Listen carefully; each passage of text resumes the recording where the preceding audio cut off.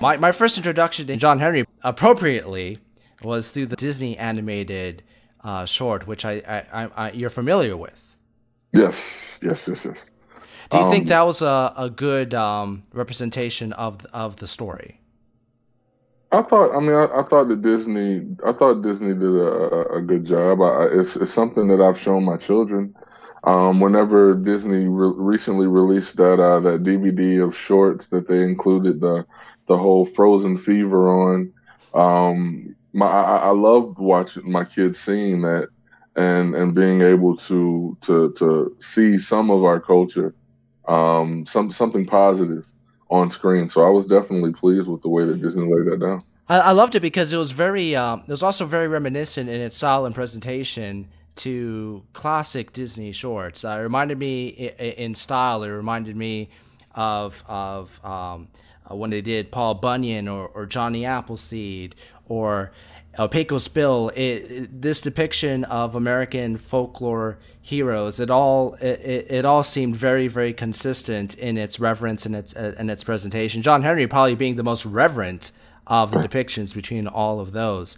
But now with this controversy with The Rock, he wants to make a Netflix movie on John Henry, and he wants to star in it himself. He's definitely a big enough name to get the draw and financing to do this. But apparently there's a controversy that he, as an individual with a mixed race background, that he's not black enough to play this character. And I really want to know your take on this.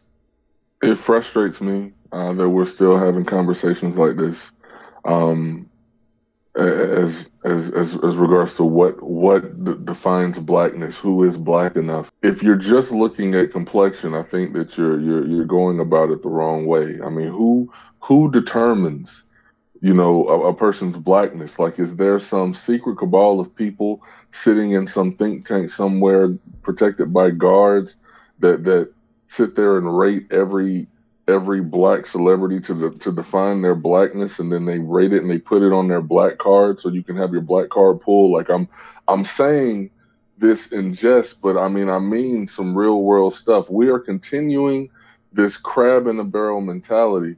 This young man is black because the thing about it is, if he gets in trouble, he's seen as a black man getting in trouble. So I don't see him as biracial. I see him as a black man, and he's doing a phenomenal job. He has worked hard to get to where he is. And we just need to look at him based on his talent. So when you say The Rock is going to play John Henry, I am upset because I don't know if he has the range to play John Henry. I'm not upset because I don't think he's black enough, or I don't think he claims blackness enough to for my liking. If he can play the role, he can play the role. We continue to tear down one another. We can't come together, and it's so frustrating. We can't come together, and it all goes back to slavery and how we were divided then between people inside and people outside. So the people outside were envious of the people inside, and the people inside felt like they were better than the people outside. And that mentality has continued to rip apart the community that I am a part of. So when you sit there and you say the people outside are usually of darker skin like myself. And then the people inside would be of the complexion of a Dwayne "The Rock" Johnson. They're either naturally light skinned, or they're going to be biracial because the slave master was tapping ass outside with the colored girls so much. So those people inside felt like they were entitled. And that right there has continued to drive a wedge in the community. So now you have this discussion where people are saying that Dwayne "The Rock" Johnson is not black enough.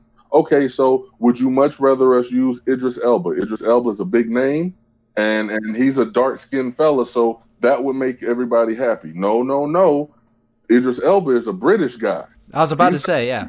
That's what I'm saying. So if you're going to make a problem about The Rock, then Idris Elba can't do it either because he's a British dude. So there's always going to be something. I'm saying that we need to be glad that the story is being told, because before this, all John Henry was a myth, a fable, something for people to share, to tell a story of perseverance.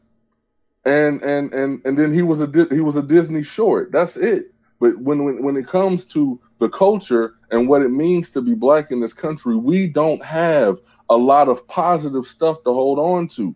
The claim to being black in America is slavery, and that right there is not positive. Having John Henry be something of perseverance, he beat a freaking machine that was made to lay track. He beat that himself. So we need to hold on to what culture we can. We need to hold on to what positivity we can and not continue to rip people apart, ripping each other down. For what? We will go and we will support Bradley Cooper in Guardians of the Galaxy, and we'll support Chris Pine and Chris Pratt with no problem. But we sit there and rip down each other when all we're trying to do is get the same shit that white folks got. Isn't the ideal, from a lot of the same people who are arguing against this, isn't the ideal that at one point in our future, we're all going to be mixed race? The world is getting smaller. We're all starting to interact with each other a little bit more. The racial barriers in terms of relationships are dropping in many areas of the world. At one point or another, they even say by 2050, by 2060, mixed race brown people are gonna end up being the majority of this country. So yeah, absolutely. So if we're already applying this idea of, and they call it colorism, at this early rate, then these racial tensions are never going to cease. This is something, that whole kumbaya moment when everybody is accepting everybody for just being pink and red on the inside, that won't happen in our lifetime. Until Klingons arrive and we're going to have to unite as a human species. Well, no, the part where you add in our lifetime, that changes the conversation dramatically, TJ. No, I think you and I, to keep with the Klingon metaphor, I think you and I are of the same generation as your James T. Kirks. And we may be the people who are seeing the end of that war, so to speak. One can optimistically hope so. But but to say that it will occur before you and I leave the Earth to a complete state, I'm not prepared to sign off on that either, and I'm relatively optimistic. I'll put it that way. But let me get back to this, and I'm totally devil's advocate here. I personally, The Rock is the man, and if you have the opportunity to cast The Rock in anything, you just do. I mean, are we all in agreement with that? Because he's kind of badass. Maybe y'all noticed. Not just badass, but also like the reputation that he has outside of his film work as an overall nice, positive figure from Hollywood, which is a rarity in and of itself. Tony Robinson has actually accomplished something. That's exactly. I'm hoping that we never find out about any skeletons in his closet. I want to believe that he's genuinely a good guy. But to your point, if you want people to come and see the movie, you're right. You cast The Rock. I was saying you don't cast The Rock for this movie. If you want people to go see it, hell yeah, you cast The Rock. But I'm saying I don't feel like he will do the role justice. Not because of his color, but because of his range. That's what I'm talking about. And that's the right argument. He has the range to play John Henry? I don't think he has the range to play John Henry the way that I see John Henry. Well, and being relatively ignorant of the character, I don't think it's fair for me to ask that question. Let me ask you this then, TJ, and it's unfortunate he's departed from this planet, because when I hear about this movie, the man I think of, well, now there's two technically, but I think one of them's too old at this point, but he could probably, I mean, The Rock's over 50, right? Maybe this guy could do it. But when I hear about John Henry, I think Michael Clark Duncan. Michael Clark Duncan had range. Like, that man could make you laugh. That man could like land a line that was going to make you get weak. Like I liked Michael Clark Duncan, and I don't even have a huge sample size for him, because with regards to him playing in big movies, he didn't have a lot of big roles, but the roles that he had when he was starring along people like Tom Hanks and Bruce Willis, he carried his own. So Luke Cage. Oh shit, that actor. He's the right build. He's the right build for it. Well, that's a good land by you. I was gonna go Ving Rhames. Oh, nah, not anymore. Too old, right? Yeah. Well, I'm wondering if like the one thing that, you know, when it comes to cultural clashes of this kind, we have to take a step back and ask ourselves how much A, clickbait journalism, and B, social media is propagating this clash.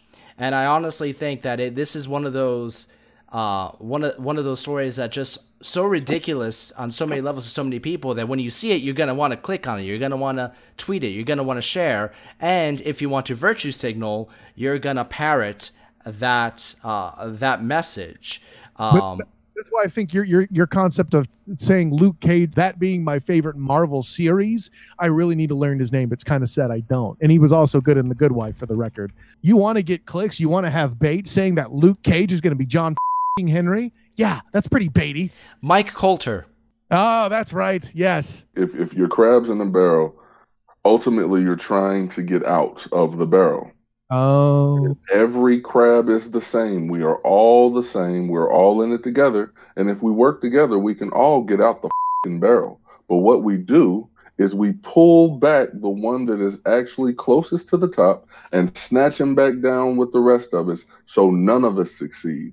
That is the crab in the barrel mentality. If The Rock can get the movie made, I hope that, you know, he does a phenomenal job. I really, really want him to do a phenomenal job. I want this movie to get award acclaim, not just because it's The Rock and it's going to get a lot of hype on social media. I want him to do a good job. I want him to tell a very true story and show some positivity. Do a good job. And folks, stop tearing the man down. Just let the man live. Let folks live. That's it. Just let folks live, man. That's it. If you want to hate people, hate them in yourself. Hate in here. You can say everything you want to yourself. Just stop with the hate, man. Shit. Hey, man, the dude's onto something there. The only thing I'll add is the other reason why I want this to land is it's the most unique way I've seen the man versus machine and technology concept exist. Listen, I work in IT for a living. Technology is what I do. And I also, I'm not one of these people who's worried about AI and stuff like that, because frankly, by the time AI comes, I'm pretty sure we'll all be dead. Okay. But you know, people want to be like, oh, AI would be capable of crippling us and all this. Listen, folks, the AI would never work, because the truth is companies are too damn greedy at the moment to actually get a system together that's compatible with itself. Okay. Can we be real for 30 seconds? Hey, I work in healthcare. I know what that's about. But the punchline is this. To me, you heard me say it earlier, how ignorant I was of the character and the fact that I was pretty much John Henry just happened to be black to me. I mean, listen, you know, TJ and I on dinner time talked about how I'm not white. So, I mean, apparently I'm a lot more colorblind than I knew. But the point is this, you know, on top of that, I think it's a great way. Now that I'm aware that it's more of a race-oriented folktale than I thought. It's another great spin on that point of view of the man versus machine concept and what questions that could draw. I want to take that another step further. I think that you have a very good point in the story of man versus machine. I think that through the telling of the story, it will be a good conduit for the masses to see the story and get to know this character of John Henry, who is an African American and whose story and her own plight was far more layered. It's not just man and machine to him. It's far more about achieving something when people think less of you. It's a good story of surpassing those kind of odds by sheer will and manpower. Not to be a dick, but there's a billion movies that do that. Not too many of them are of people who look like me, set in a time where we weren't equal, bruh.